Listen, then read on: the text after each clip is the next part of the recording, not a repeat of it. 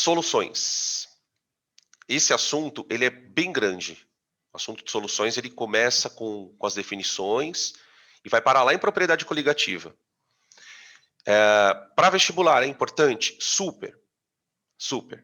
Né? Se a gente pensar em vestibulares dos tradicionais, o Enem gosta muito de cobrar questões de solução. Vai fazer Enem aqui, todo mundo vai encontrar uma questão de solução.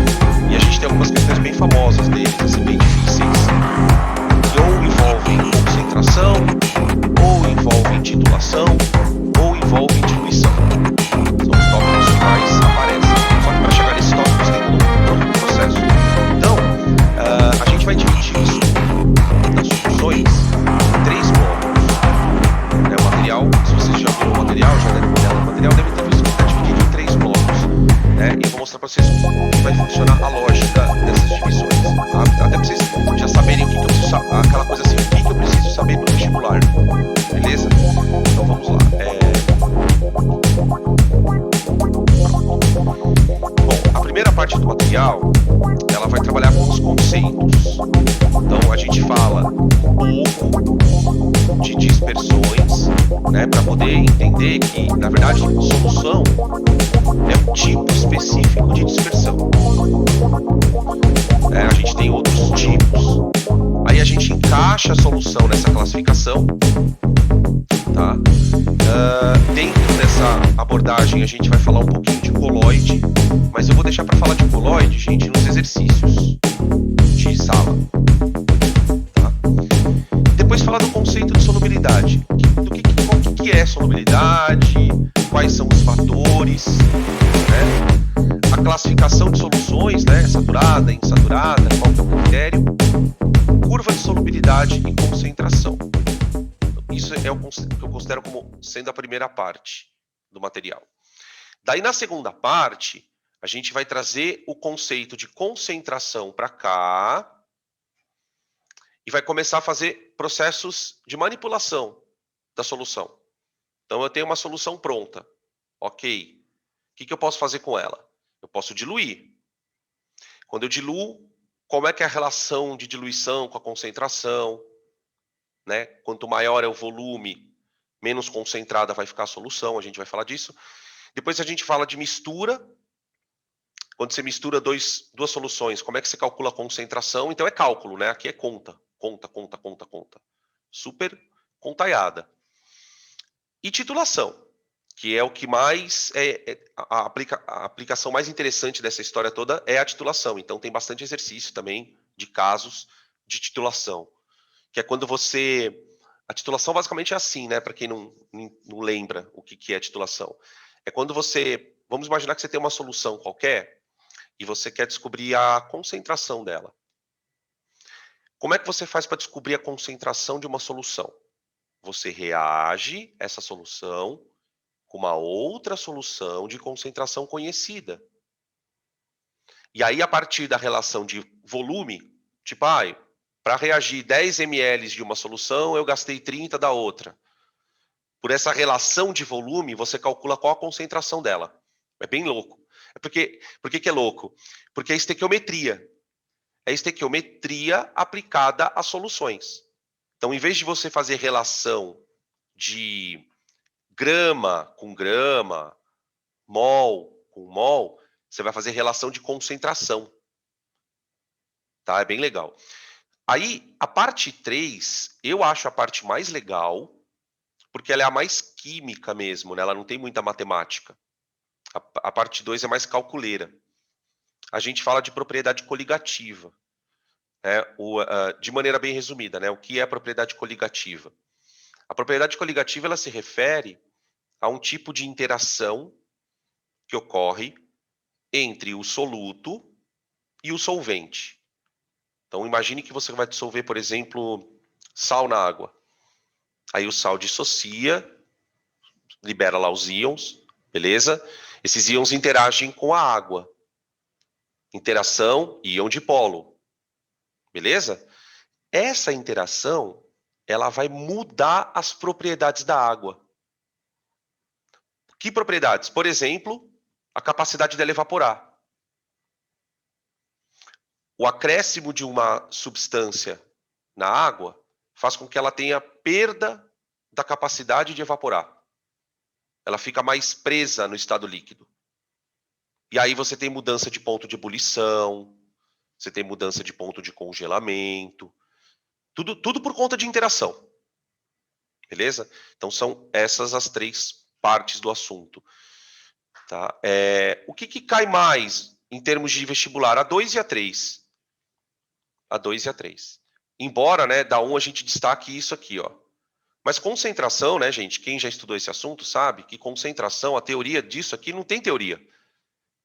Na verdade, uma apresentação de fórmulas, de maneiras de você expressar a concentração. O negócio é fazer exercício mesmo, não tem muito... Tá bom? Beleza. Então, vamos lá. Se quiserem tirar print, podem tirar.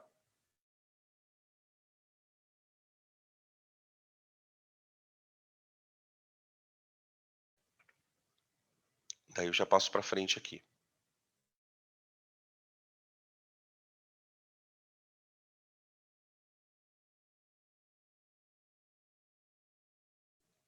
Bom, para a gente chegar na parte de soluções, vamos entrar no objeto de estudo da história, né?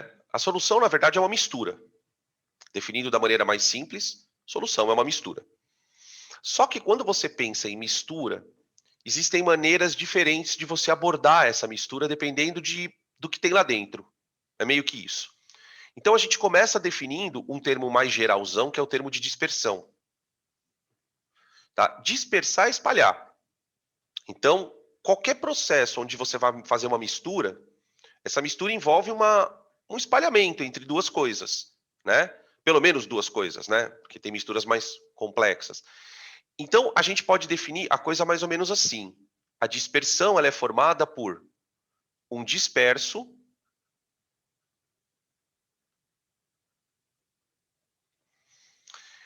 que está espalhado num ambiente, num meio, né? Esse meio é um meio dispersante. Meio dispersante.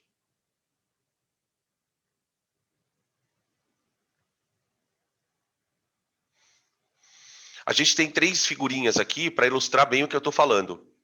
Tá? Isso aqui é uma solução aquosa. Isso aqui é uma solução aquosa de sulfato de cobre, que é um sal. Tá? Aqui o que eu tenho? O sulfato de cobre, que é o disperso. E o meio dispersante é a água, que é o que a gente vai chamar de, nesse caso específico, você vai chamar de solvente, né? Tá? Mas você não usa a palavra solvente para qualquer coisa. Né? Então, isso aqui é uma dispersão.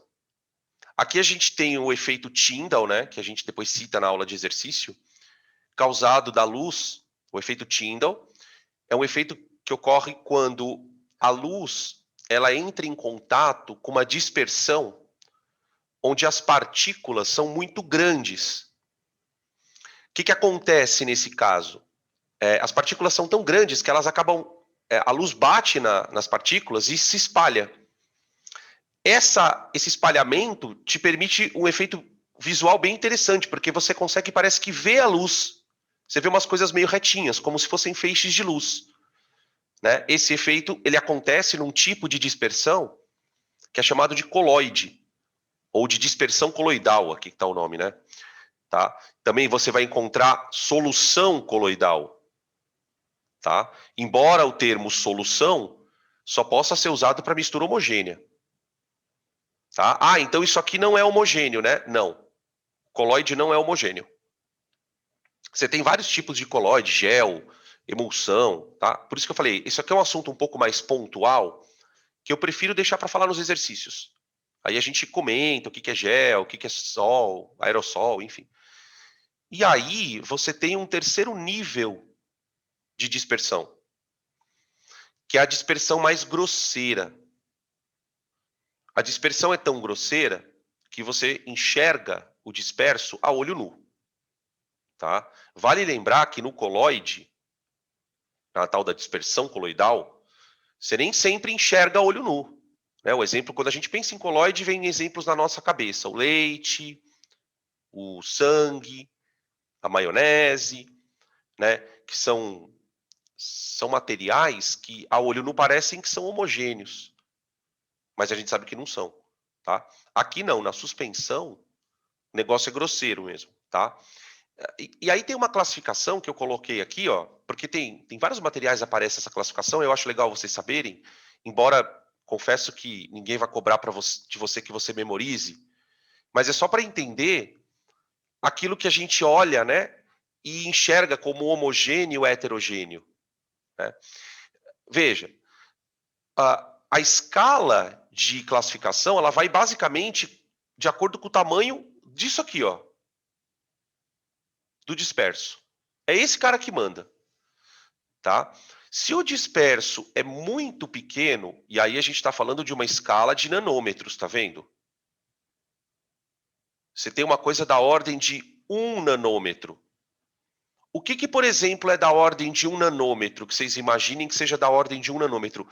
Íon. Íon. Íon. Molécula. Então você tem coisas que são muito pequenininhas. Quando essas coisas muito pequenininhas estão dispersas no meio dispersante, você tem um sistema homogêneo. Claro que para acontecer isso, né, tem toda aquela questão de interação molecular. A gente sabe disso. Tá? Na dispersão que a gente chama de coloidal, por exemplo, o sangue, que a gente estava citando aqui, né? O disperso ele já é maior. Você já consegue identificar o cara por microscópio. Tá? Aqui não tem como. Então, solução é homogênea por quê? Porque você não consegue separar o que é uma coisa da outra, em termos de identificação. Eles não são diferenciáveis. Aqui não. Aqui a coisa já é diferenciável. E na suspensão, a partícula é tão grande, ó, você já está na ordem de 100 nanômetros, a partícula já é bem maior, aí você consegue enxergar elas a olho nu. Tá? Beleza? O que o vestibular ama? Ama. Solução. Tá? E dentro das soluções, o que o vestibular ama? Solução aquosa. E dentro da solução aquosa, o que o vestibular ama? Solução aquosa de ácidos, bases, sais. É por aí que a gente vai, né? A gente vai recortando o assunto. A gente não vai falar de tudo. A gente vai falar daquilo que importa para o vestibular. Então, o que a gente mais vê em exercício, considere uma solução aquosa de não sei o que lá. Tá? Beleza? Tranquilo? Então, aqui, ó, só uma observação. Observação. Para soluções,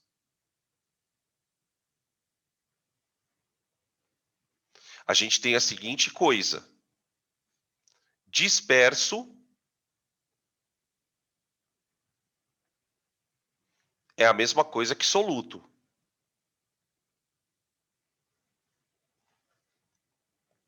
Tá? Eu vou usar o termo soluto para o disperso que está na solução só. No coloide eu não chamo de soluto. É só uma questão de classificação, tá?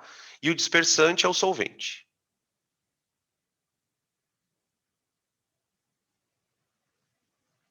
Igual solvente. Certo? Tranquilo?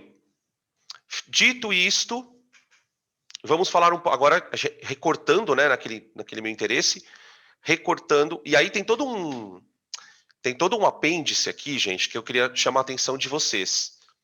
Porque, como a gente já viu esse assunto, já dá para fazer ponte. Eu posso fazer ponte desse assunto com várias áreas da química, isso é óbvio. Mas queria chamar a atenção nesse momento para uma delas. Técnicas de separação. Técnicas de separação. Por quê? Porque cada um desses sistemas, por ser diferente, por ter as suas características diferentes, tamanho de disperso, não sei o que lá, tem as técnicas diferentes para separar. Por exemplo, eu não posso filtrar isso aqui, ó. Eu não consigo separar uma solução por filtração. As soluções elas têm técnicas de separação um pouquinho mais complicadas, né? Por exemplo, a mais simples que a gente tem aqui, por exemplo, é a destilação, para você separar um sólido de um líquido, por exemplo, né? Mas existem outras formas de você separar, como quimicamente. Você pode pegar o soluto e precipitar o soluto. Mas aí ele já deixa de ser solução. Aí você filtra, tá? Coloide. Como é que se separa coloide? Você tem algumas técnicas mais complicadas para separar coloide. Por exemplo, tem vários tipos de coloide que tem carga elétrica. As partículas do coloide são como se fossem íons. Como se fossem. Eu estou dizendo como se fossem porque, na verdade, são moléculas bem grandonas. Quando eu falo em íon, geralmente eu estou falando de coisa pequenininha que tem carga, né? Os coloides, eles podem ser separados por técnicas, por exemplo, que talvez vocês já tenham visto na biologia. Uma técnica famosa chamada eletroforese. A gente vai citar na parte de coloide, tá? E a suspensão, que é... outra técnica, peraí, antes de falar de suspensão, calma, volta. Eu posso separar coloide por centrifugação também. A centrifugação é uma técnica muito usada em laboratório para separar componentes de células. Né? A gente sabe que você tem células de tipos no nosso corpo. Né? Glóbulo branco, glóbulo vermelho, por exemplo, no sangue, eu consigo separar por centrifugação. Tá? Por diferença de massa, na verdade, das partículas. Tá bom? E na suspensão, você separa geralmente por filtração. Por exemplo, isso aqui, ó. Só que é uma filtração simples. Tá? O disperso, ele já é tão grande que ele já fica retido numa barreira física. Né? Aqui, por que você não consegue filtrar? Porque o disperso é tão pequenininho que ele é menor do que as barreiras físicas. É super difícil você tirar íon da água. Super difícil. A técnica para tirar íon envolve, por exemplo, cromatografia, que é uma técnica onde você passa a solução por dentro de uma coluna. Imagina você ter uma coluna, aqui, ó. Imagina que isso aqui é uma coluna, e você vai passar a solução por dentro da coluna. Só que aqui nessa coluna, por dentro, você tem uma espécie de um material que é captador de íon. Ele vai pegando os íons por carga elétrica. E aí a água ela passa por um processo de deionização. Mas olha o trampo que é tirar. Percebe a diferença? Então, por quê? Porque é homogêneo, né? É muito mais difícil você separar uma mistura homogênea do que as misturas heterogêneas. Então, essa era a ponte que eu queria fazer, com técnica de separação, tá bom? Bom, então vamos lá. Eu vou passar, tá? Qualquer coisa vocês pedem para voltar aqui o slide.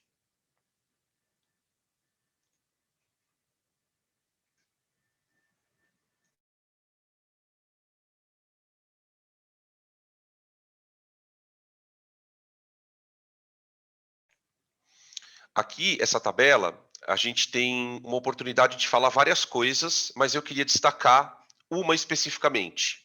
Então, a gente vai ler a tabela e vai falando coisas, tá? Anotando aqui. Aqui tem várias maneiras da gente olhar para soluções. A primeira maneira, que é mais macroscópica, é o tipo de solução de acordo com o estado físico dela.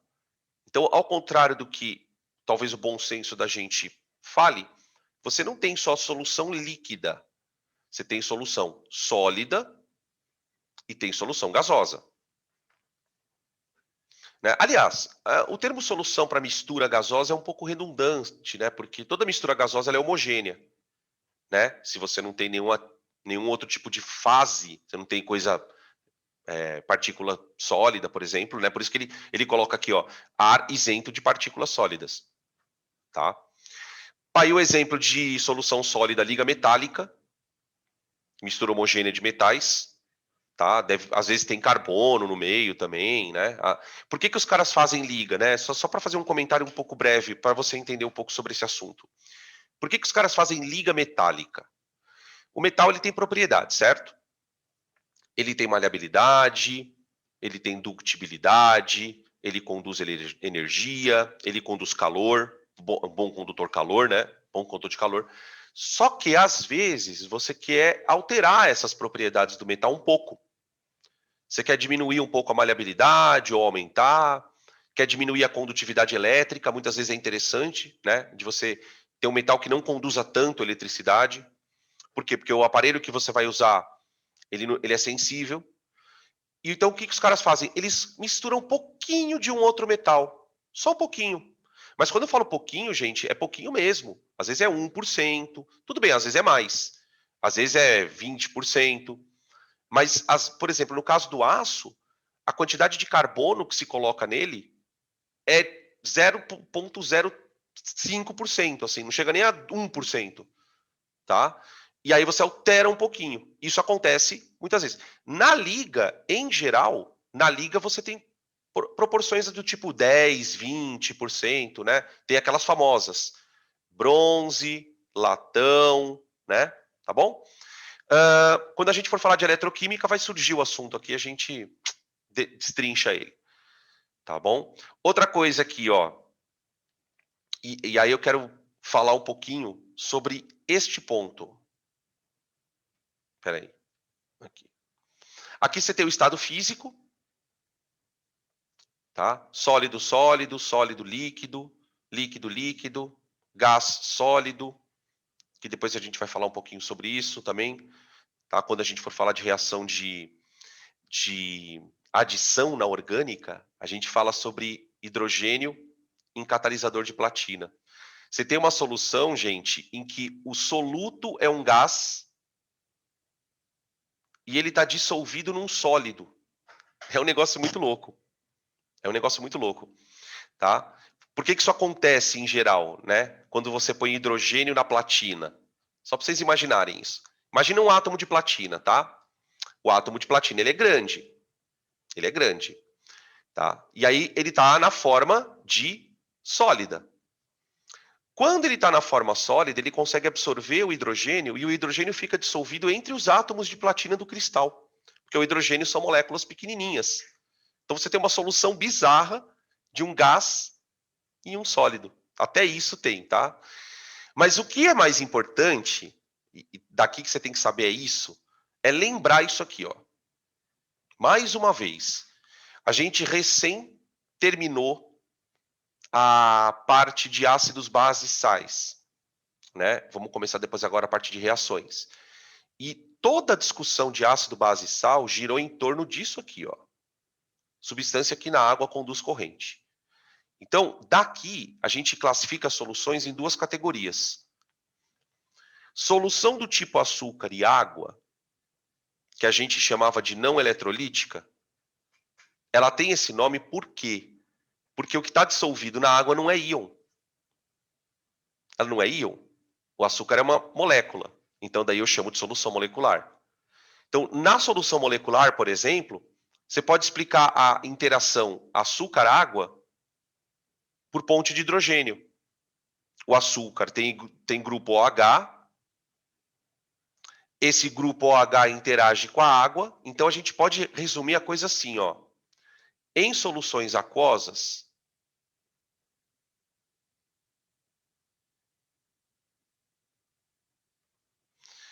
né, já fazendo aquele recorte do que me interessa, depois eu vou fazer um comentário aqui sobre uma outra coisa. Em soluções aquosas, você tem a seguinte situação. Se a solução ela é molecular,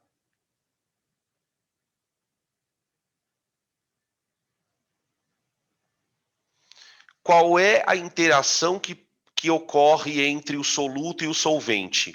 Ponte de hidrogênio.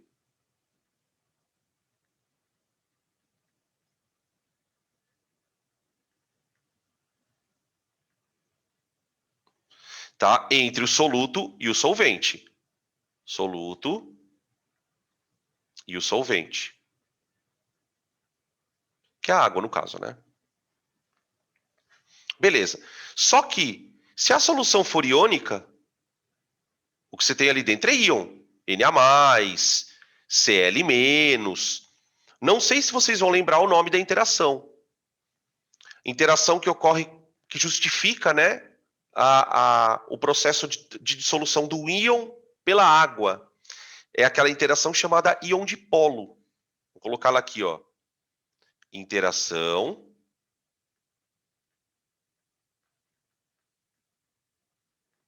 íon dipolo. Beleza? Aqui eu coloquei uma imagem, deixa eu fazer um zoomzinho nela, ó, para a gente analisar uma questãozinha aqui, ó. Aqui você tem uma solução, ó, que não é aquosa. Álcool iodado. O álcool iodado, ele é conhecido por ser usado como antisséptico, né? Ele é bactericida. Tanto é que quando a gente vai fazer cirurgias, por exemplo, o médico ele passa no lugar onde ele vai fazer a incisão, ele passa o iodo. Vocês já devem ter, ou se já fizeram algum procedimento cirúrgico, ou já visto. Tá? Então aqui é uma solução que não é nem aquosa, ela é uma solução alcoólica de iodo. Tá? Ah, mas por que não dissolve o iodo na água, Dan? Porque ele não é polar. Ele não é polar, ele não consegue fazer ponte de hidrogênio. Né? Então, eu preciso de um solvente que seja adequado. Então, usa-se o álcool. Tá? O álcool, embora seja, olha que interessante isso, né? Mostrando mais uma vez que a química não é uma coisa tão classificaçãozinha. O álcool é polar. O álcool é polar. Só que, mesmo sendo polar, ele tem uma cadeia carbônica. Certo? Então, a parte polar dele permite que ele dissolva na água. Tudo bem. Mas a parte apolar, e essa é a que me interessa, é a que vai dissolver o iodo. O iodo é uma molécula apolar. Né? Pela geometria, pelo fato de não ter ninguém puxando elétron, é uma molécula apolar. Então a ligação vem aqui, ó, interação íon-dipolo. E aí você dissolve o iodo, mesmo ele sendo polar, tá? O álcool. Beleza? Um outro caso que eu queria comentar também é o caso da água oxigenada. Água oxigenada. Até porque tem problema de água oxigenada super difícil. Né? O que é o volume de uma água oxigenada? O que significa dizer que a água oxigenada é 20 volumes? O que é 10 volumes? Isso é uma pergunta que é recorrente em vestibular, tá? A gente precisa refletir sobre isso na aula na parte de concentração. Na parte de exercícios lá, a gente vai falar. O que eu chamo de água oxigenada? A água oxigenada é uma solução aquosa de peróxido de hidrogênio. Ó, isso é água oxigenada.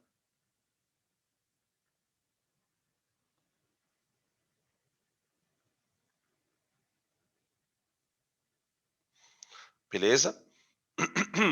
Uma outra solução famosa é a solução do álcool, né? Que a gente compra.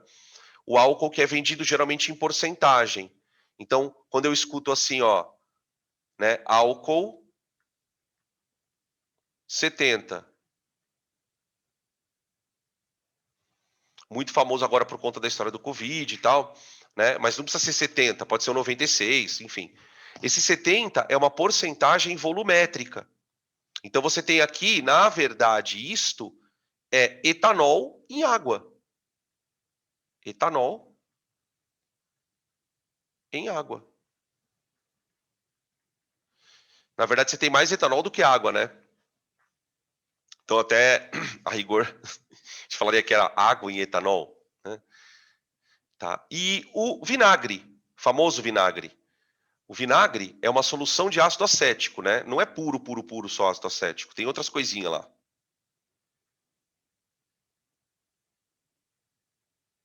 Solução de ácido acético. Tá? Isso é o vinagre. Inclusive, tem um exercício muito, muito famoso, porque ele já apareceu em vários vestibulares, com vários tipos de conta, né? Que o cara ele faz uma titulação do vinagre para descobrir a concentração dele. Ele pega um pouco de vinagre e reage esse vinagre com NaOH. Pela quantidade de NaOH que ele gasta, ele descobre a concentração do vinagre. Então, isso é um exemplo muito famoso de titulação. Então, ouviu falar vinagre? Já leia solução de ácido acético, tá bom? Ouviu falar água oxigenada? Solução de H2O2, aquosa. Tá? O iodo aparece menos. Tá bom? E depois tem as outras soluções famosas, né? Solução de sal, solução salina, que a gente vai falar. Ok? Uma outra coisa que eu queria só lembrar é o seguinte. Para você ter uma solução iônica, você pode fazer isso. A solução ela pode ter sido originada por dois processos, né? Só lembrando. ou por dissociação,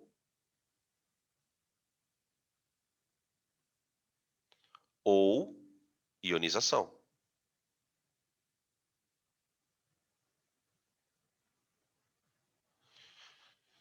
Isso vai depender da natureza do eletrólito, né? Ácido ioniza, sal dissocia, base dissocia. Comentamos isso anteriormente. Inclusive bem anteriormente aqui. Tá bom? Beleza, gente? Tranquilo? Podem tirar print para a gente seguir.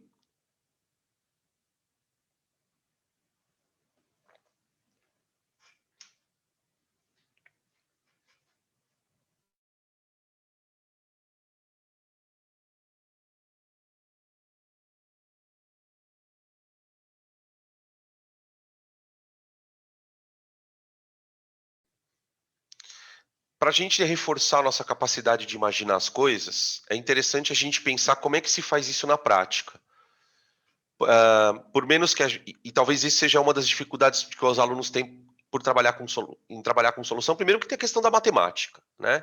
Mas tem uma questão que às vezes a coisa é meio intangível assim para a pessoa, porque ela não teve vivência. Então, quando você vai preparar uma solução, qual é o problema central do negócio? É a concentração. Né? A gente vai depois ter toda uma parte para discutir a questão da concentração. Ou seja, eu preciso ter um rigor extremamente alto com duas coisas. Com a quantidade de soluto e com o volume que você quer preparar.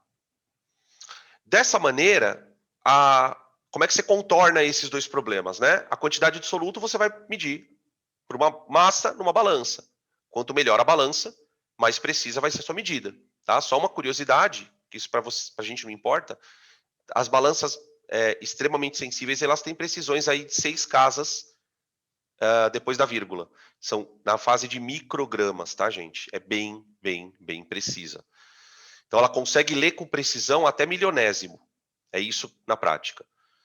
Tá? Agora, existem aparelhos para medir volume. Tem vários aparelhos para medir volume. E você não precisa ter uma aula de laboratório para saber esses aparelhos, mas eles precisam ser inseridos na tua vida, assim, no de vestibular. Você precisa saber para que serve. Por quê? Porque ele vai aparecer no exercício. Então, isso aqui é o aparelho mais famoso para quem trabalha com solução. Se um dia você estiver aqui na faculdade e preparar uma solução, você vai usar um desse. Esse aparelho, ele é muito preciso. Muito preciso. De aparelho manual, assim, gente, para medir volume, ele é o que tem mais de precisão que a gente usa em laboratório. Só que no laboratório acontece uma coisa muito curiosa. Quanto mais preciso é o aparelho, manual, né? Eu estou falando de aparelho manual, né? De volume. Quanto mais preciso é o aparelho, menor é a capacidade dele ler volumes diferentes. Por exemplo, esse aparelho ele só lê um volume. Aqui, ó. Esse aqui é o volume que ele lê. Então você basicamente vai pôr o soluto aqui dentro e vai completar com água. Você não vai fazer o contrário. Né? Vocês imaginam por que eu não devo fazer o contrário? Por que eu não ponho primeiro água e depois o sal? Alguém imagina por quê, gente? Por que eu tenho que pôr primeiro o sal e depois a água?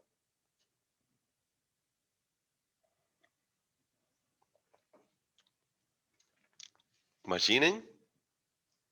Nunca colocamos primeiro água. Só tem um caso em que você vai colocar água, que depois eu conto qual é. O que acontece aqui é o seguinte. Vamos imaginar que você coloque água. Tem a ver com a concentração. Tem a ver com a concentração. O que acontece é o seguinte. Se você coloca primeiro água, você vai colocar água até a boca. Imagina que você coloca água até a boca. Certo? Se você colocar água até a boca e colocar o sal, o volume vai aumentar. Você precisa que o volume final esteja aqui. Então você põe primeiro o sólido, porque ele ocupa menor volume, e depois vai completando com água. Completa com água, mistura um pouquinho, deixa dissolver.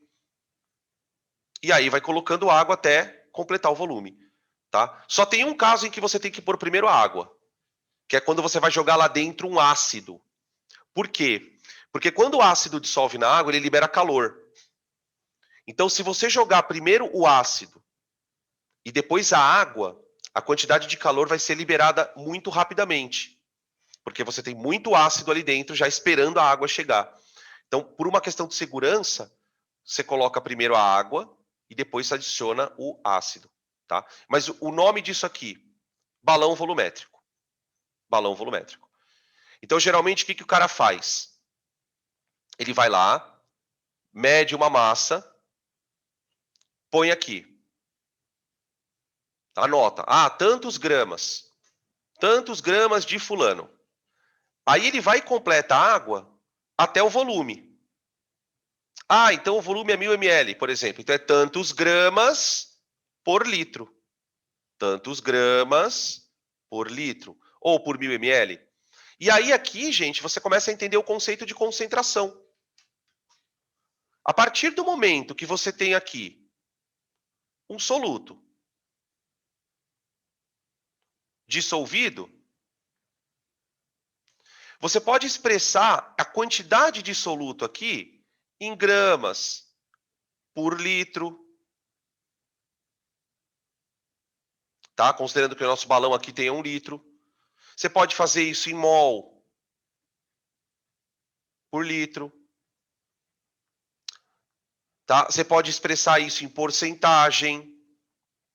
Na verdade, o que é concentração, na verdade, é uma maneira de você expressar a relação de soluto que está dissolvido dentro de uma solução. Tudo bem? Beleza? Tranquilo, gente, até aqui? Bom, seguindo, se quiserem tirar print aqui.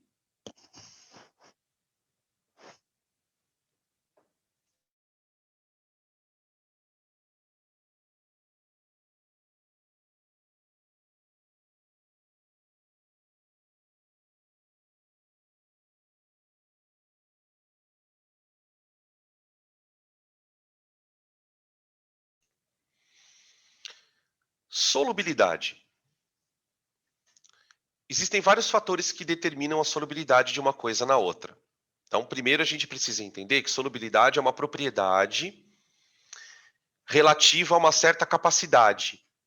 Então, aqui a gente tem uma figura que tenta ilustrar a ideia. O que o cara fez? Ele pegou aqui 2 frascos com água. Mesma quantidade de água, tá bom? E aí ele vai adicionando porções de uma substância e vai dissolvendo essa substância, mas ele vai adicionando porções de massas iguais. Então ele dissolve aqui um pouquinho, dissolve aqui um outro pouquinho, dissolve aqui um outro pouquinho, até ele perceber que o sal não se dissolve mais. Então essa experiência, se é que é tão simples, né, que a gente até nem enxerga isso como uma experiência, mas no final das contas né, gente? É a maneira mais intuitiva de você mostrar para uma pessoa o que é solubilidade. Por quê? Porque se você fizer isso com uma outra substância, você vai perceber que para atingir esse ponto limite, você consegue dissolver massas diferentes. Né? Aqui no nosso desenho, o que dá a entender na nossa imagem é que a solubilidade do NaCl parece ser maior. Ó, eu dissolvi M, depois mais um M', depois mais um outro M. Aqui ele parou na segunda. Então, a solubilidade é uma capacidade específica de cada substância. Então, é uma propriedade. Certo? O que acontece muito louco a gente falar assim, né? Porque, por exemplo, sal é composto iônico, né? Sal é composto iônico. Composto iônico é solúvel na água, né? Mas tem tabela de solubilidade de sal. Quando você fala que uma coisa é solúvel, tudo é solúvel. Ponha isso na cabeça. É muito bizarro a gente perceber isso. O que eu estou tentando te mostrar? Que se você for no limite, até você encontra no óleo de cozinha, você encontra água lá dentro, dissolvida. Tem uma experiência que você não deve fazer em casa, mas a experiência vai confirmar isso que eu estou falando. Se você pega uma panela com óleo e põe para esquentar, quando ele está ficando bem quente, começa a sair umas bolinhas lá de dentro, lá do fundo Lá do fundo. Parece que o óleo está querendo ferver. Na verdade, aquilo ali não é óleo, é água. É água. Então, solubilidade, todo mundo tem. Por isso que eu não gosto daquela frase semelhante dissolve semelhante. Não do jeito que a gente interpreta. A gente deve interpretar assim: quanto mais semelhantes eles forem, mais solúveis entre si o serão. Essa é talvez seja a frase mais correta, tá bom? Porque senão, assim, todo composto iônico é solúvel? É, mas tem variações, tá? Beleza? Então, solubilidade, ela vai ser expressa, antes de mais nada, né? Como uma quantidade, tá bom? Quantidade. Essa quantidade, ela vai ser expressa, na verdade, por uma coisa chamada coeficiente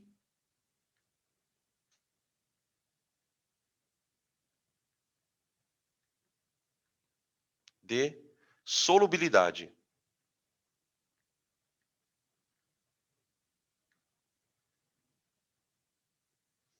Coeficiente de solubilidade. Esse é o termo que se usa, tá?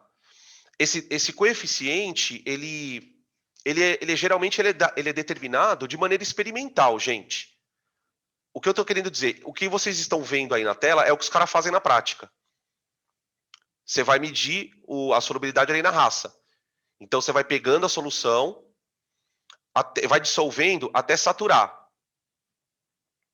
Aí pega a solução saturada e separa o corpo de fundo. E pela diferença de massa você consegue descobrir quanto tem dissolvido. Né? Por exemplo, não vamos nos esquecer, né, gente, que a pessoa que vai colocando a massa aqui, ela vai anotando. Então, tipo assim, o cara vai lá, botou 10 gramas aqui. Imagina, colocou 10 gramas. Tá, dissolveu. Aí colocou mais 10. Tá, beleza, dissolveu. Aí colocou mais 10. Aí dissolveu. Aliás, aí formou o corpo de fundo. Então, ele colocou 30 gramas, vamos imaginar. Aí, se ele pegar o corpo de fundo e perceber que o corpo de fundo tem 3 gramas, é porque o que ficou dissolvido era 27. Então ele sabe exatamente que o limite é tantos gramas naquela quantidade, tá? Depois eu vou mostrar para vocês um exemplo, tipo, passo a passo, para vocês entenderem isso melhor, tá bom? Beleza? O que a gente vai discutir agora, né? Como eu obtenho esse coeficiente e, sobretudo, né? Do que depende ele? Se a gente puder elencar, a solubilidade depende mais ou menos do quê? Então, tem algumas coisas que a gente pode comentar que são assuntos que o vestibular gosta, tá? Podem tirar print para a gente seguir.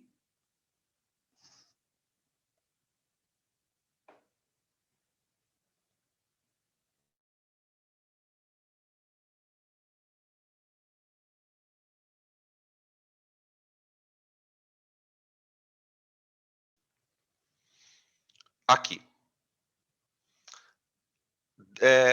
Aqui eu peguei de um livro, cara, achei muito legal essa sequencinha que eles colocaram aqui, de valores. Ele está simulando uma situação para descobrir o coeficiente de solubilidade de uma substância. Então ele vai lá, pegou NaCl e vai dissolver o NaCl em água. A primeira coisa que eu queria chamar a atenção de vocês é o seguinte, né? Esse experimento ele precisa ter um controle de temperatura. Ou seja, a solubilidade ela vai ser atrelada a qual temperatura você está fazendo isso. Porque nós sabemos de experiência prática que água quente dissolve coisas diferentes de água fria. Né? Por exemplo, se alguém já teve experiência de lavar a louça com água fria e água quente, sabe que a água quente ela limpa muito mais fácil a louça do que a água fria, com o detergente, obviamente. Né? A solubilidade ela é afetada pela temperatura. Então, o que a gente vai discutir daqui a pouquinho. Vamos nos ater só ao fato de que ele vai fazendo experiências onde ele vai colocando quantidades de sal e vai observando em que momento obtém-se uma solução com precipitado. Então, o que acontece? Enquanto a solução está límpida, significa que o soluto está dissolvendo lá dentro. Então, no caso do NaCl, o que a gente sabe que está acontecendo? A gente sabe que está acontecendo isso aqui, ó. NaCl, sólido, virando N a mais Cl menos.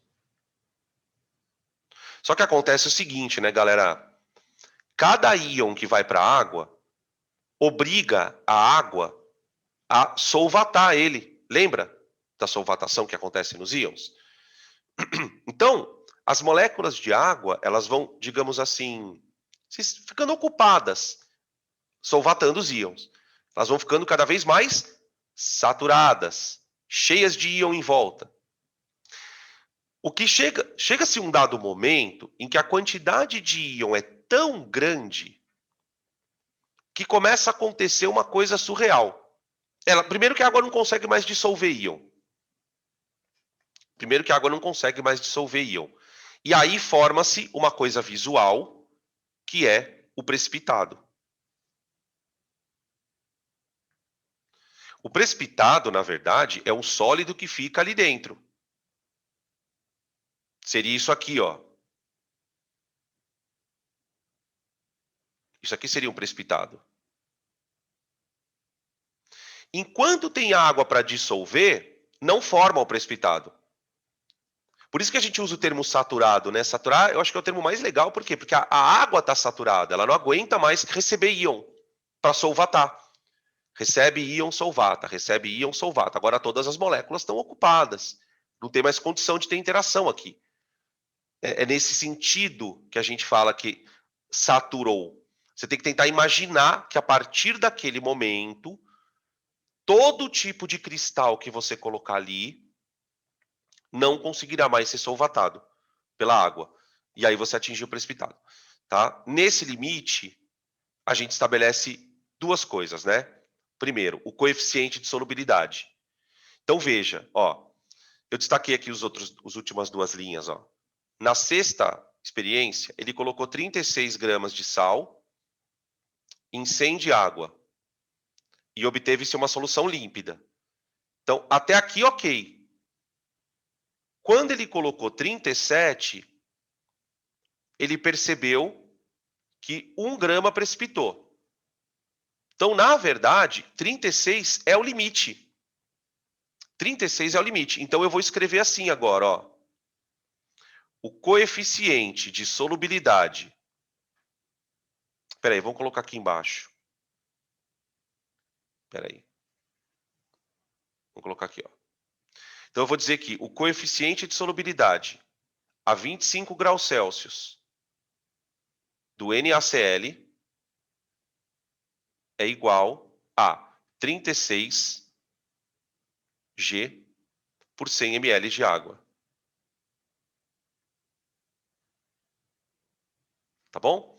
Geralmente, o coeficiente de solubilidade não vem expresso em ml. Ele vem em grama, pode vir em gramas também. No caso da água, especificamente, 100 ml equivaleriam a 100 gramas, né? Para água, isso para água, né, gente? Por favor. Por causa da densidade. Esse daí é o limite. Beleza? Para cada temperatura é feita uma medida. Para cada temperatura é feita uma medida. Então, se você fizer isso aí a 25 graus, você tem um ponto no gráfico. Isso é um ponto no gráfico. Daqui a pouco eu vou mostrar de que gráfico eu estou falando. Para cada ponto no gráfico, você tem que fazer isso. Para 25, a 26, a 27, a 28, a 29. Né? E quanto mais próximas forem as temperaturas, melhor fica o gráfico, né? Não adianta você fazer 1 a 0 graus e 1 a 80 graus e tentar montar um gráfico, né? Não é muito inteligente isso, tá? Pergunta. Professor, então o precipitado forma quando a solução saturou. Exatamente. Exatamente. Então, aqui você tem três situações. Ó, tudo que está em branco, tudo isso aqui, ó, elas são soluções insaturadas.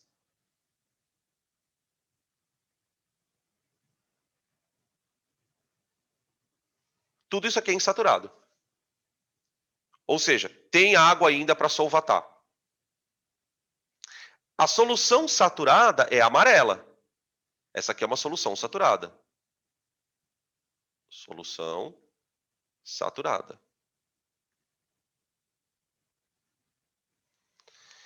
A solução que nós obtivemos aqui, ó, quando ele fala aqui, ó, solução límpida. Tá vendo essa solução límpida? Essa solução límpida é igualzinha à amarela. É a mesma, porque ela já saturou ali em cima. Ela tem 36G por 100 ml de água. Então, aqui é muito comum a gente ouvir o seguinte termo no exercício. É uma solução saturada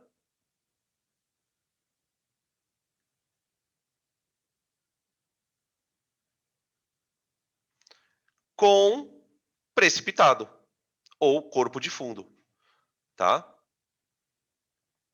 Só que toma cuidado, porque a nossa língua portuguesa, ela proporciona aqui uma ambiguidade por conta da expressão com. O corpo de fundo, ele não pertence à solução. A solução é o que está dissolvido. Então, esse com, ele não tem uma relação de pertencimento. Eu, corpo de fundo, pertenço à solução. Não, ele está lá dentro. Ele foi formado porque a pessoa colocou mais do que o limite. Percebeu a situação? Então, porque assim, qual que é a pegadinha que muitas vezes alguns alunos acabam caindo? O cara pergunta qual das duas concentrações, qual das duas soluções, a sexta ou a sétima, qual é mais concentrada? Ele pergunta isso para o aluno. Qual que é mais concentrada? Essa daqui ou essa daqui? O aluno pensa, bom, mas tem precipitado, então tem mais dissolvido. Não, ele já chegou no limite aqui em cima. Então, qualquer coisa que você coloque a mais a partir dos 36, não vai dissolver. Não vai entrar na fase aquosa, né? Não dissolver significa não entrar na fase aquosa, tá? Agora, deixa eu contar uma coisa para vocês. Eu não vou entrar muito nesse detalhe, mas eu acho interessante a gente já colocar a discussão aqui. Vamos imaginar o que acontece lá dentro. Lá dentro da onde, Dan? Da azulzinha. Então, você tem um precipitado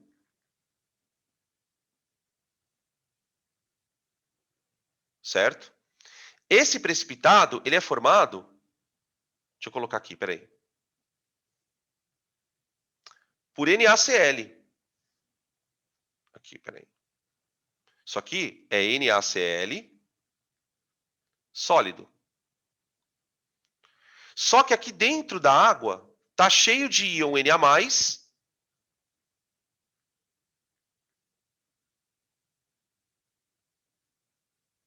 vamos colocar só 3, tá bom? E íon Cl-. Íon Cl-. Vamos imaginar que nessa situação a solução já saturou, certo? Porque já tem o corpo de fundo. Gente, quando esse ponto é alcançado, quando você chega a colocar sal até formar corpo de fundo, surge aqui um tipo de equilíbrio. A reação começa a acontecer assim, ó.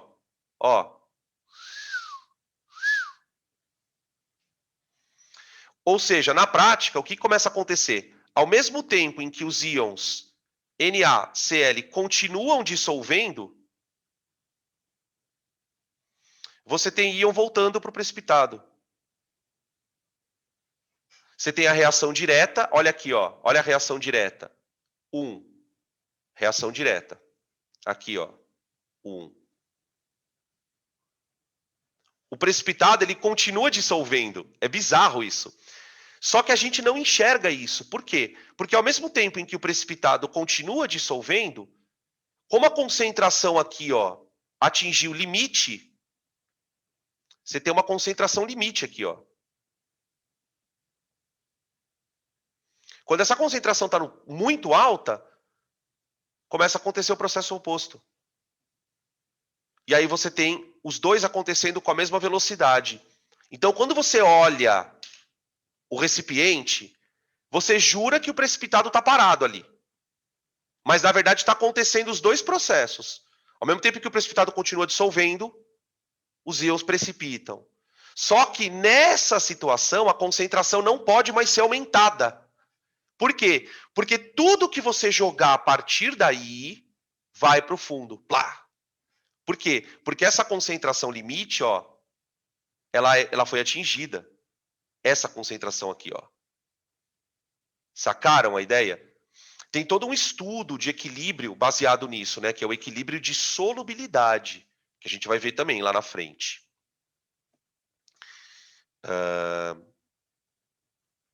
Exatamente, no possível exercício, a tua pergunta é exatamente essa, ó. Perguntaram aqui no chat. Dan, no caso, a concentração das 6 e das 7, elas seriam iguais? Sim. A presença do precipitado, Lu, ela só evidencia o fato da solução estar saturada. Ela mostra que ela está saturada, mas essa solução tem a mesma concentração da anterior, porque a anterior já estava. Tá bom. Beleza? Podem tirar print para a gente seguir.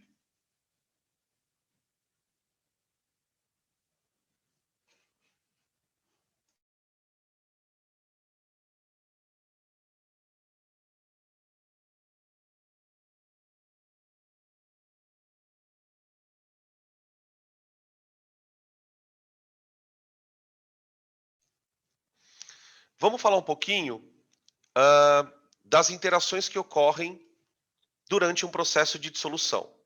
Quando a palavra dissolver ela é muito ampla, se você olhar do ponto de vista químico. Por quê? Porque um processo de dissolução iônica é um processo diferente de uma dissolução molecular. Então, quando você põe um soluto dentro do solvente, pode acontecer, grosso modo, duas coisas. Ou acontece interação molecular, que são os casos que a gente já estudou. Então, você pode ter, por exemplo, interação do tipo ligação de hidrogênio.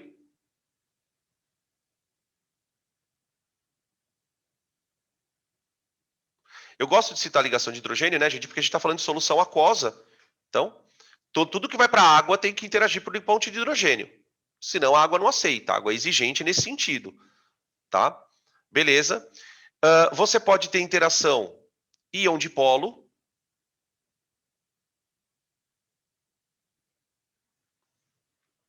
Então, por exemplo, quando um íon Na+, ele é solvatado por uma molécula de água. Então, imagina as moléculas de água aqui, ó. Isso é um exemplo de interação íon-dipolo. Tá? Beleza?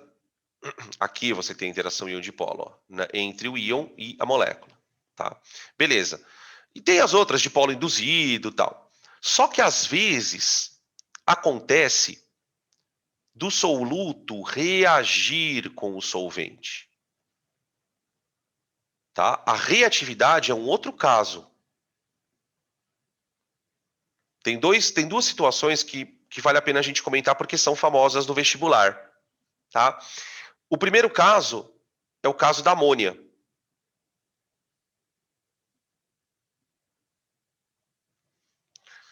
Em geral, gente, gás não é muito solúvel em líquido.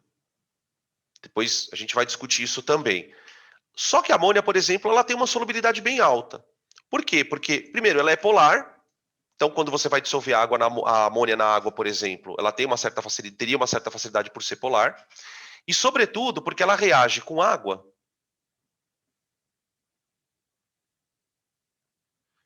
constituindo também um equilíbrio, formando isso, ó, NH4 mais OH-. Tá? Então, por que eu estou chamando a tua atenção nesse caso?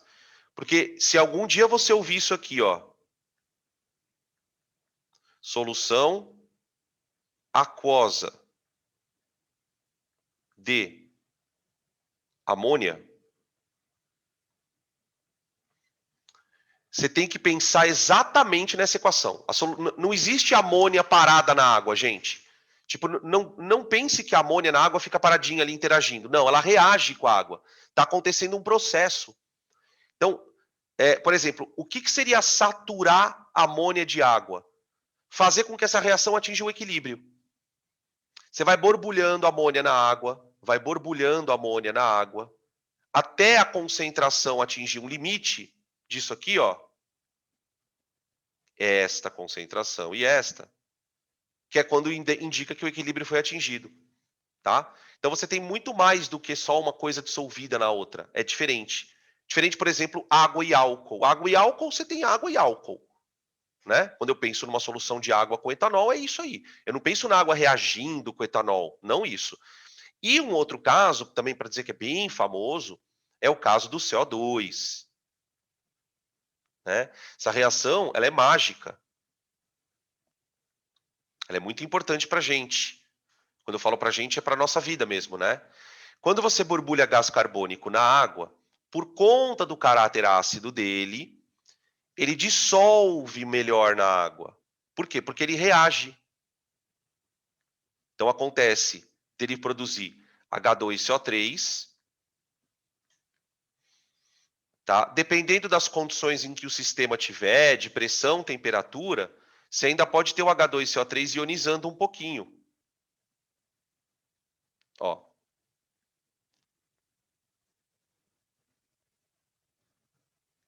Deixa eu colocar os aquosos aqui, né? Que eu esqueci de colocar aquoso, tá? Beleza? Essa reação ela é famosa porque ela é uma das reações que ocorrem no nosso sangue, constituindo aquele famoso sistema tampão, né? O sistema de equilíbrio do gás carbônico no nosso sangue, ele é mediado por acidez, por basicidade, tá? Então, eles são coisas importantes. Então, quando você ouve falar, por exemplo, o refrigerante tem CO2 dissolvido. Vocês já devem ter ouvido isso. No refrigerante tem CO2 dissolvido. Tá aí, é isso aí que acontece no refrigerante. Tá? Então, você percebe que o refrigerante ele tem uma acidez, ó, considerável.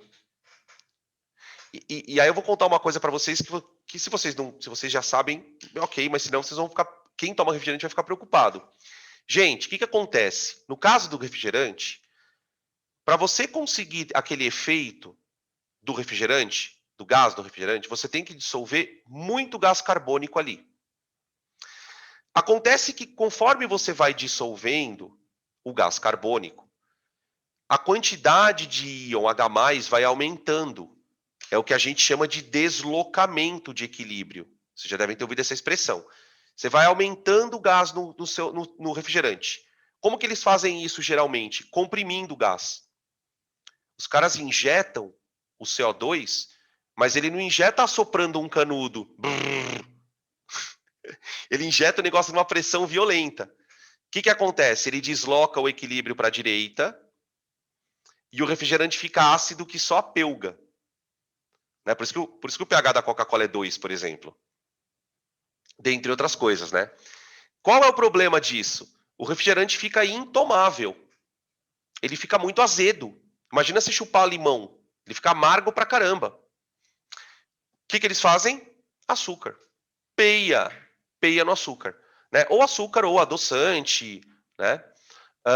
A descalcificação dos ossos tem a ver com o fosfato, na verdade. Eu não sei exatamente qual é o processo. Não sei se tem a ver com a acidez. Acredito que tenha. Acredito que tenha. Tá? Então, esse aqui é o gás do refrigerante, beleza? Então, perceba que existem processos distintos, né? Tem processo que envolve só interação, né? Por exemplo, o caso da ligação de hidrogênio eu poderia exemplificar assim, ó. Espera aí. Imagina, por exemplo, vamos pegar uma molécula, vai, a glicerina. A glicerina é um soluto que dissolve na água. Ó. A glicerina, quando dissolve na água, ela não reage com a água. Então aqui eu vou colocar uma moléculazinha de água. Aqui, ó. Só para ilustrar, e aqui você teria a ponte de hidrogênio, ó. Deixa eu colocar de outra cor. Aqui, ó. Esse tracinho amarelinho aqui, ó, seria a ligação de hidrogênio.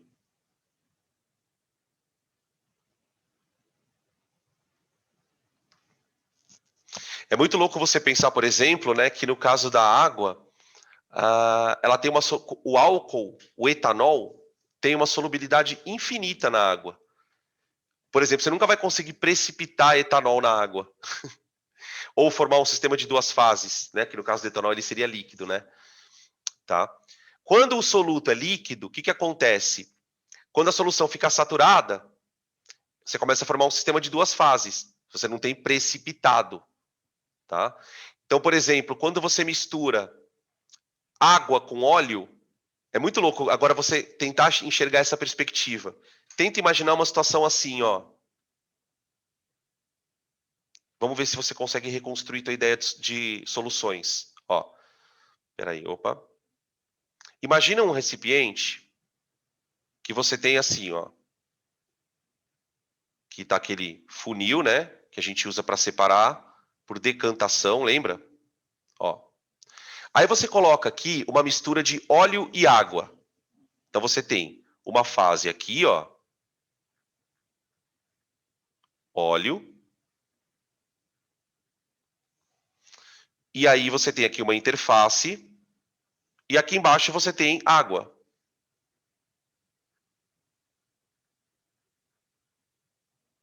Tudo bem? Você está vendo um sistema de duas fases, não tá? Mas você pode ter certeza que essa água ela está saturada com molécula de óleo. Saturada com moléculas de óleo.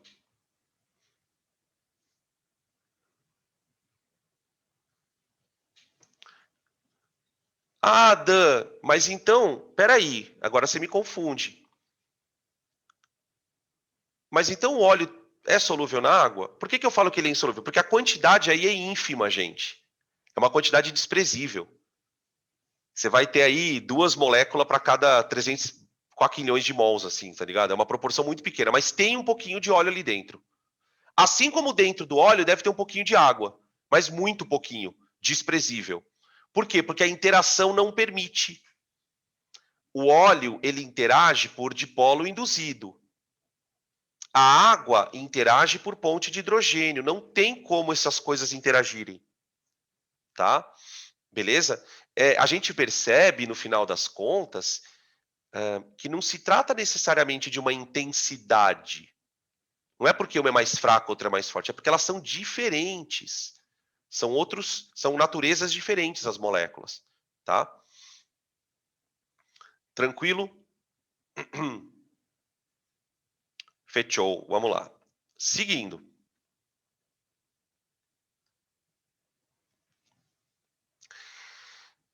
A pressão afeta a solubilidade, gente. Então, primeiro a gente viu que existe aí uma questão de interação molecular, né? Pode ser uma interação que favoreça mais ou menos. Então, quando uma coisa é muito solúvel, é porque a interação favorece. Quando uma coisa é pouco solúvel, é porque a interação desfavorece. Às vezes, a substância é solúvel porque ela reage também. Então, reagir aumenta a solubilidade. Quando a gente pensa em gás, surge um fator relevante, que é a pressão. Eu vou dizer para vocês assim, no nível que a gente estuda para o vestibular, né, a pressão ela só é estudada no caso dos gases, mas numa solução de líquido a pressão também afeta, mas bem pouco. Então, qual é o nosso interesse? Por que a gente gosta de falar desse assunto? Porque existe no nosso planeta todo um ecossistema aquático. E a sobrevivência dos ecossistemas aquáticos depende de algumas questões. A gente pode citar a temperatura da água, a gente pode citar a quantidade de poluentes, mas tem uma coisa que é fundamental. Sem isso não teria ecossistema aquático, que é oxigênio dissolvido na água. Por isso que esse assunto é importante. Quando eu falo de solubilidade de gases, muitas vezes esse assunto ele vem colocado na apostila meio que solto assim. Você tem que linkar ele com alguma coisa. Você tem que linkar com a biologia. Ah, mas espera aí. É um problema essa questão do oxigênio dissolvido na água? É. Por quê? Porque, primeiro, o oxigênio ele não é uma substância que se dissolva muito bem na água porque ele é apolar. Segundo, ele está no estado gasoso. E assim, gente, gás não gosta de dissolver em líquido, é um outro estado físico. É um outro estado físico. As moléculas estão numa outra desordem, é muito difícil do gás penetrar no líquido, tá? Pelo tipo de estado mesmo. Então, o que acontece? Uma das coisas que afeta a solubilidade de gás no líquido é a temperatura, e a outra é a pressão. Tá? A temperatura eu vou falar depois porque eu vou juntar com tudo. Aqui a gente tem um desenho que eu achei bem legal, que mostra o efeito. Então, como é que você entende a questão de um gás num líquido? Assim como qualquer solução, a solubilidade de um gás no líquido ela tem um limite. Então, você pode ter um líquido saturado de gás. Tá? O que acontece quando um líquido está saturado de gás? Um equilíbrio. De novo, como que funciona esse equilíbrio? Então, imagina que você tem uma substância X na fase gasosa, que começa a ser dissolvido num líquido, por exemplo, na água. X aquoso. Ok. Conforme você vai aumentando a pressão, por exemplo, você vai empurrando mais essas moléculas para dentro. Tá? Você pode fazer isso de várias maneiras. Qual é a maneira mais comum? Você continuar injetando gás. Então, por exemplo, quando você quer gaseificar o refrigerante, você vai entochando o CO2 ali, vai injetando ali dentro de um sistema de alta pressão.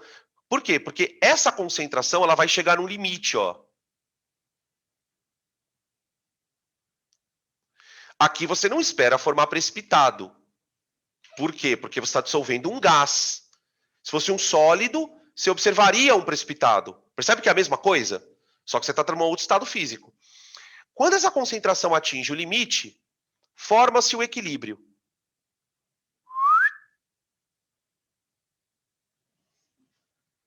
Tá? Você forma um equilíbrio. E aí, uma das maneiras de você aumentar o limite é tentar deslocar o equilíbrio para a direita. Você vai empurrar, fazendo a reação ser forçada a produzir mais aquoso. Existem técnicas para fazer isso. Porque se você deixar o sistema parado ali, do jeito que você está vendo, a concentração ela continua a mesma. Por quê? Porque agora você tem gás saindo, aliás, você tem gás entrando e tem gás saindo. E a velocidade de entrada ficou igual a de saída. Sacou? Então você atingiu a concentração limite, que seria, vamos dizer, o coeficiente de solubilidade do composto.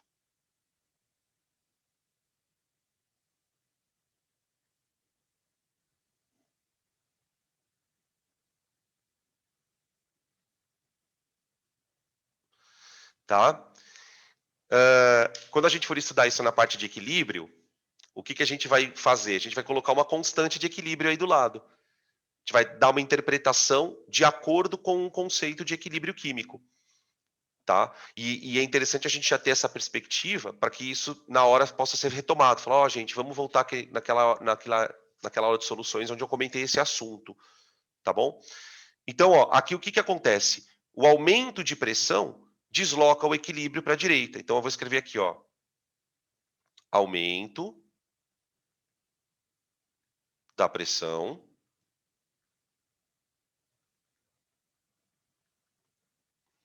desloca o equilíbrio para a direita.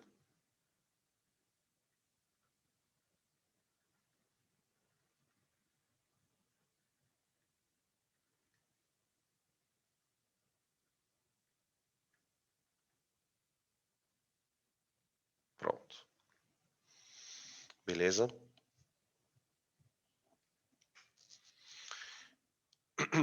Tranquilo? Então, ó, a gente discutiu que solubilidade tem a ver com questões de afinidade, né? O caso da pressão, ele deve ser levado em consideração para gases. Então, qual é a regra? Aumento de pressão, aumenta a solubilidade de gás. Acabou. Por isso que o refrigerante aberto, ele vai perdendo o gás. Né? Porque toda vez que o refrigerante ele vem numa pressão alta. Então, quando você compra o refrigerante, o que você faz é isso, o que você está recebendo é isso aqui, ó. É isso aqui. Aí o que que acontece? Você abre. Quando você abre, esse gás aqui, ó, escapa. O que gás que estava aqui, esse pouquinho, escapa. Só que esse gás aqui, pouquinho, ele estava em equilíbrio com o aquoso. Ele estava assim, ó, nhel, nhel. Então, você tinha um gás preso ali. Quando você abre o sistema, esse gás aqui escapa, ó. Você abre e fecha. Quando você fecha, o sistema é forçado a entrar em equilíbrio de novo, não é? Então ele vai ter que jogar mais gás aqui para cima, ó. E é nessas que ele vai perdendo gás. Ele vai perdendo gás, ele vai perdendo gás, ele vai perdendo gás. Quanto mais você abre e fecha, tá? Chega uma hora que você abre, nem faz mais aquele barulho, pss, né? Da segunda, terceira vez que você abre o refrigerante já não faz mais o barulho. Já nem tem mais gás saindo porque já não tem mais gás lá dentro. Aí ele fica com aquele gosto meio insosso, né? Deu para entender mais ou menos qual é a dinâmica a dinâmica do refrigerante? Você que sempre teve dúvidas sobre por que o seu refrigerante fica ruim, tá aí. Beleza, posso seguir aqui? Seguilo hemos.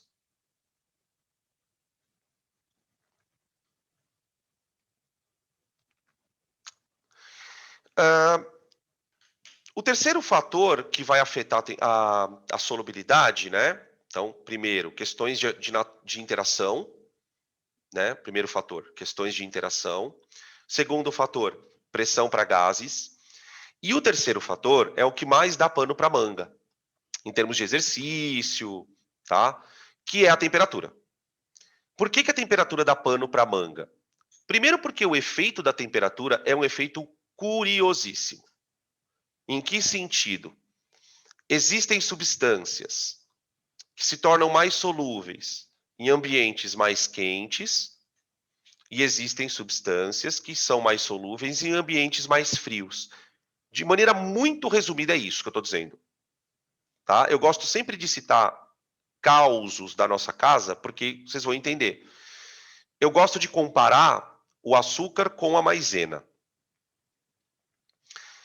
Pega um copo de leite gelado e tenta dissolver maisena e tenta dissolver açúcar.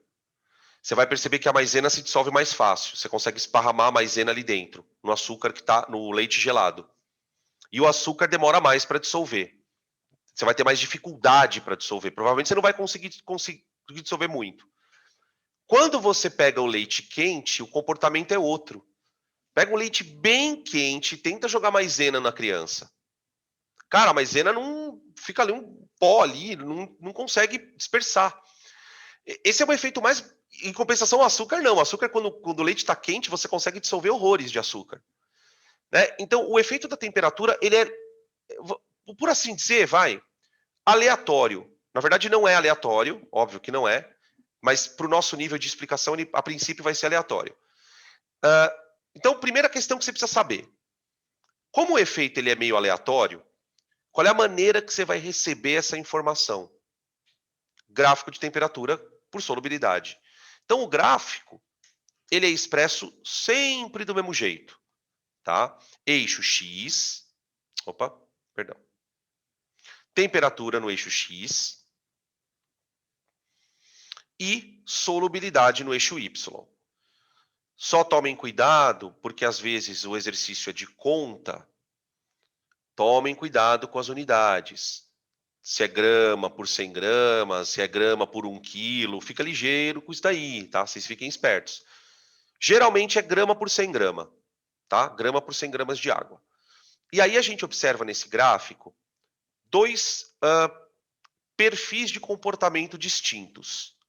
O primeiro perfil, ele é observado pelo KNO3, vai acompanhando, hein?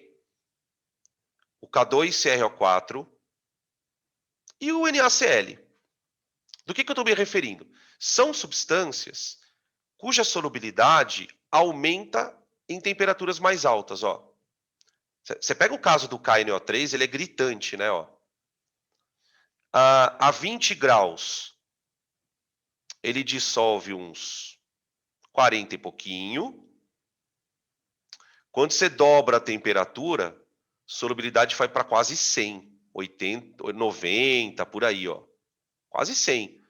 Só de dobrar a temperatura, a solubilidade foi lá para cima, percebe? Então você tem um sal cuja solubilidade, primeiro, varia para caramba, e ela segue um padrão, digamos assim, do senso comum.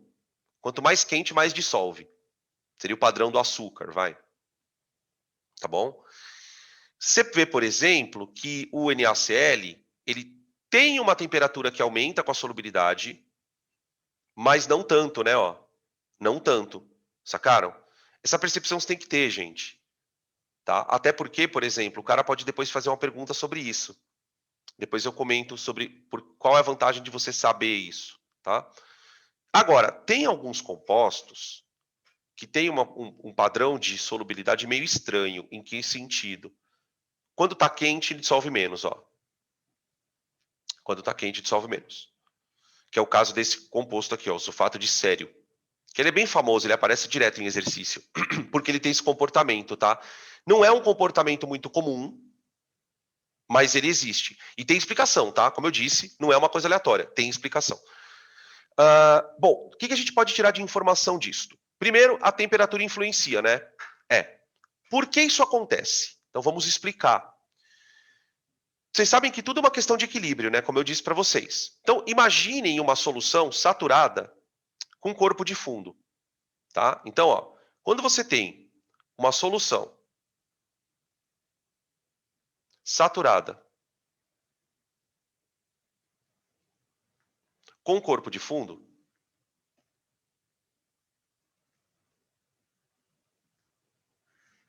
opa, peraí, só um minutinho, que eu fiz uma little besteira aqui. Eu acabei aumentando minha janelinha sem querer aqui. Solução saturada com corpo de fundo. Por que a gente tem tanto interesse numa solução com corpo de fundo? Por quê? Porque quando uma solução está com corpo de fundo, ela está saturada, não é? E eu consigo estudar ela. Eu consigo, por exemplo, saber quais são os fatores que interferem nessa condição. Então, você tem duas coisas que podem acontecer numa situação dessa, de um equilíbrio desse tipo. Primeira situação, ó. Imagina uma substância sólida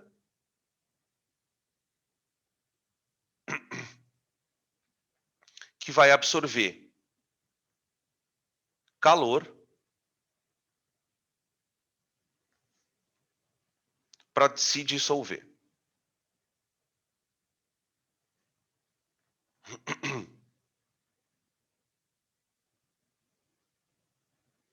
Ó.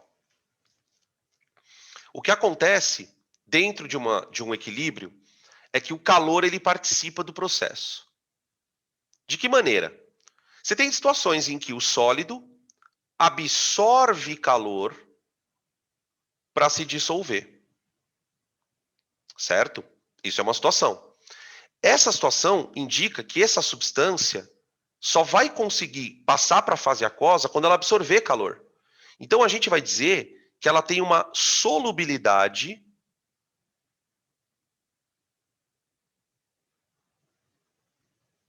endotérmica.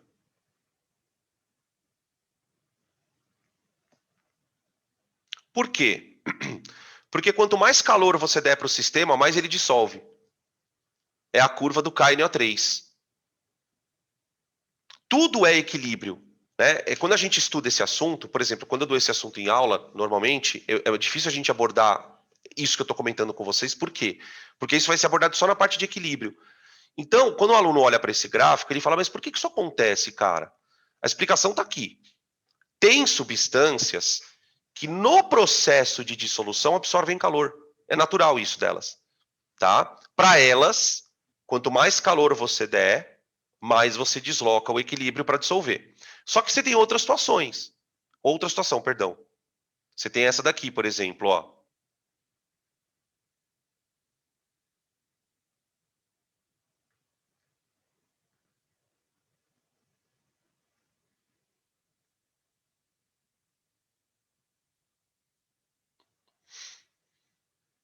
Ó.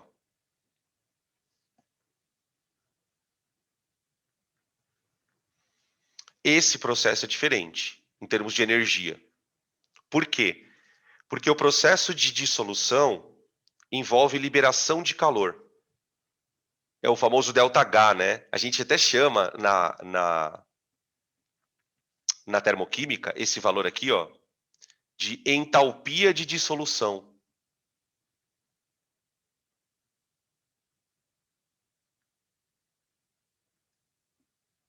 A gente gosta de dar nome para as entalpias, né? Quando está queimando é entalpia de combustão. Quando está neutralizando é entalpia de neutralização. Tem tudo quanto é nome. Aqui eu chamo de entalpia de dissolução.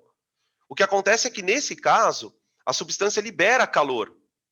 Então, quanto mais você tira calor do sistema, mais você favorece esse processo.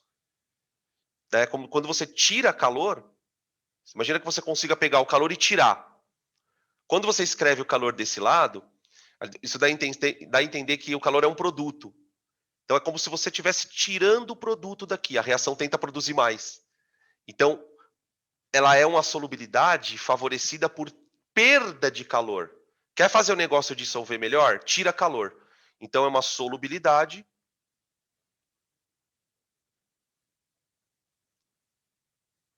exotérmica.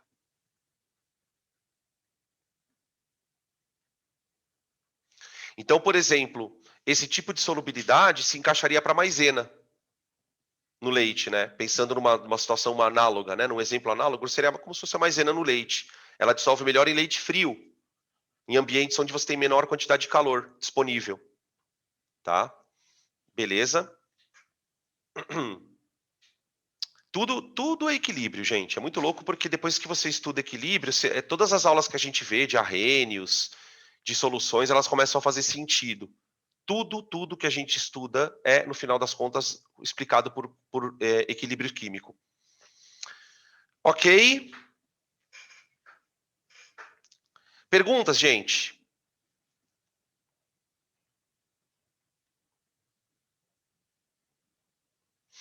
Uma observação para a gente discutir ainda de temperatura, como não podia deixar de ser, é a influência da temperatura nos gases. A influência da temperatura nos gases, gente, ela tem uma consequência bem importante do ponto de vista ambiental. Por que nesse caso a gente não fala, se eu pensar em termos de comparar com o efeito da temperatura e o efeito da pressão, o efeito da temperatura é muito pior. Porque assim, se você pensar na água que nós temos no nosso planeta, ela está praticamente em ambientes quase com a mesma pressão, certo? Você tem ambientes onde está um pouquinho mais baixo, mais alto, mas a pressão não é o que maior influencia a solubilidade do oxigênio. A gente não conseguiria ter um ambiente de pressão tão alta para dissolver mais oxigênio. Agora, a temperatura é um problema. E aí eu quero mostrar para vocês o tamanho do problema. Gente, aqui você tem um gráfico que mostra a solubilidade do oxigênio por litro de água a 1 atm de pressão. Ou seja, o nível do mar, tá? Nível do mar. Veja aqui, quando o oxigênio está, quando a temperatura da água está próxima de 0 graus, ou seja, está para congelar a água, a quantidade de oxigênio dissolvida está entre 14 e 15 miligramas por litro, gente. Miligramas por litro. Ok? Bem pouquinho. Quando a temperatura da água sobe para 30 graus, a solubilidade ela cai para 7,5, ou seja, ela cai quase pela metade. Olha como o oxigênio é sensível à temperatura. O fato da curva ser muito acentuada mostra que uma pequena variação de temperatura causa uma variação brusca na quantidade de oxigênio. Então você percebe como a temperatura seleciona ambientes, né? Então se você analisar organismos que vivem em águas muito frias, organismos que vivem em água muito quente, isso explicaria também, por exemplo, a migração de uma série de espécies, porque isso vai afetando cadeia alimentar, enfim. Vocês imaginem que loucura. Agora, onde que eu queria comentar? Por que isso acontece? Porque a solubilidade é isotérmica. Tá? Eu coloquei aqui o exemplo do oxigênio porque ele é o caso mais famoso, mas eu queria ressaltar para vocês que para qualquer gás o comportamento é esse. Né? Então, no caso do oxigênio, a gente poderia representar assim, ó, como que seria um equilíbrio de uma solução saturada de oxigênio? Ó, vamos escrever aqui. Como seria uma solução saturada de oxigênio? Você teria O2 gasoso em equilíbrio com O2 aquoso. Ok? Só que, como a dissolução é exotérmica, o processo de dissolução em si libera calor.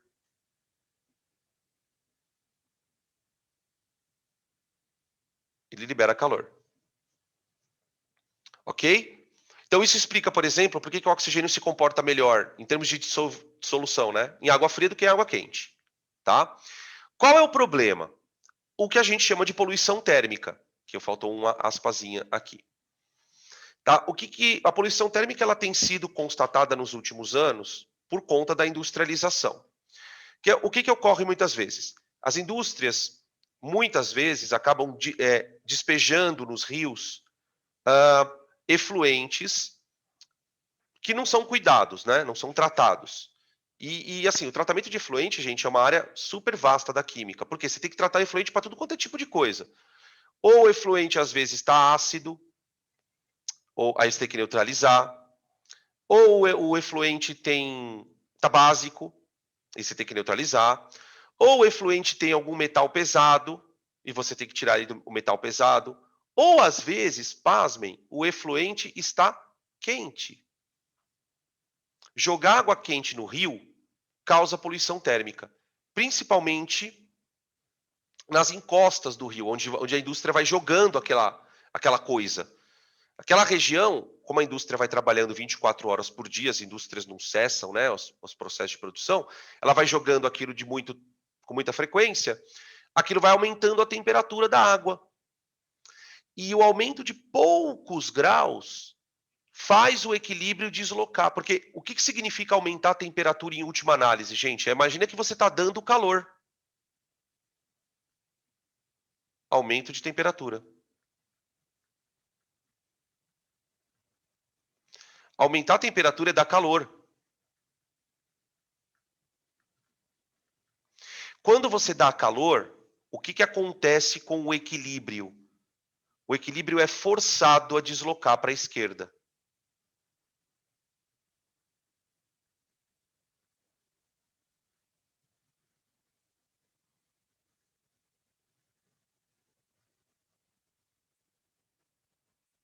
Deslocamento do equilíbrio. E aí é que está acontecendo e acontece o problema. Por quê? Porque esse deslocamento do equilíbrio para a esquerda tira oxigênio da água. Diminui a concentração dessa substância ali. Então, os seres. E aí, essa diminuição ela vai causar estragos na medida em que cada ser é mais ou menos tolerante a isso. Então, você tem peixes, por exemplo, que são bem resistentes a variações de oxigênio. São geralmente peixes que você encontra até em água suja, por exemplo. Agora, se a espécie é um pouco mais sensível, ela morre. Pequenas variações já causam a extinção não, o desaparecimento da espécie naquele local, né? E aí você tem todo um efeito ecológico, porque ela com certeza faz parte de uma cadeia alimentar, ela vai, o sumiço dela daquela região vai causar um desequilíbrio nessa cadeia, enfim. Tá? Pode afetar espécies pode afetar populações que dependam da pesca, geralmente é o que mais acontece, né? Você tem lá uma região onde a população é ribeirinha, está próxima da indústria, a indústria chegou naquela região com uma promessa de geração de emprego, uma promessa de compromisso ambiental, mas acabou não cumprindo. E aí acaba acontecendo tudo isso, tá bom? Beleza? Percebe que dá para linkar com bastante coisa, né? Então, qual é o termo, né? Poluição térmica. Qual é o tratamento que se dá para poluição térmica, gente? Esperar o resíduo esfriar. Se o teu resíduo está quente, ele pode não ser tóxico, mas ele está quente, espera ele esfriar antes de jogar, é simples, né? Você tem que ter um recipiente onde você vai armazenar ele ali, aguardar um tempo, ele abaixa a temperatura, você joga ele com a temperatura normal, né? Tá bom? Tudo bem, gente? Perguntas?